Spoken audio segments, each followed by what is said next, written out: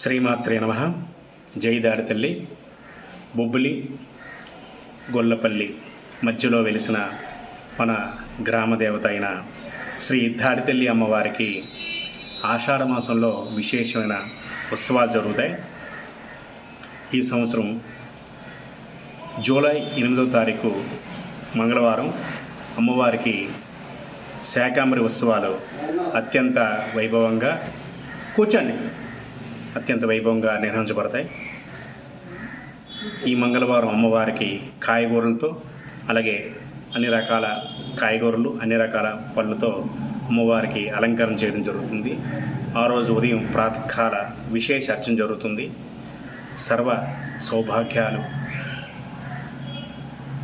కలుగుటకు, పాడి పంటలు బాగా పండుటకు విశేషంగా ఈ శాకాంబరి అవతారంతో ప్రత్యేకంగా పూజ జరుగుతుంది.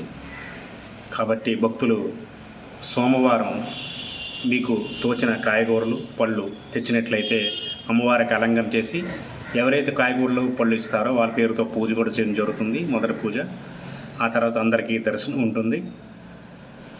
ఈ ప్రత్యేక పూజ చేయించుకునేవారు ముందుగా కాయగూరలు, పళ్ళు ఇచ్చినట్లయితే వారి పేరు గోత్రం నమోదు చేసుకుంటారు. 8వ తారీఖు జూలై 8 శాకాంబరి అవతారం. 7వ తారీఖు మీరు కాయగూరలు ఇవ్వచ్చు.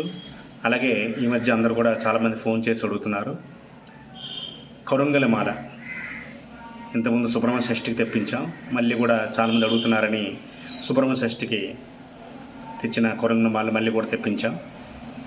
ఎవరైతే కరుంగలి మాల కావాల్సిన వారు గుడికి వచ్చినట్లయితే సుబ్రహ్మణ్య స్వామి వారికి ప్రత్యేకంగా పూజ చేసి ఉంచడం జరిగింది, వారికి ఇవ్వడం జరుగుతుంది. దీనికి పురుషులందరూ ధరించవచ్చు, ఎటువంటి నియమనిష్టలు ఏమి ఉండవు. కాబట్టి కరుంగలి మాల వేసుకున్నట్లయితే ఆయురారోగ్య ఐశ్వర్యాలు పొందుతారు. ఎటువంటి గ్రహదోషాలు ఉన్న నివారణ జరుగుతుంది.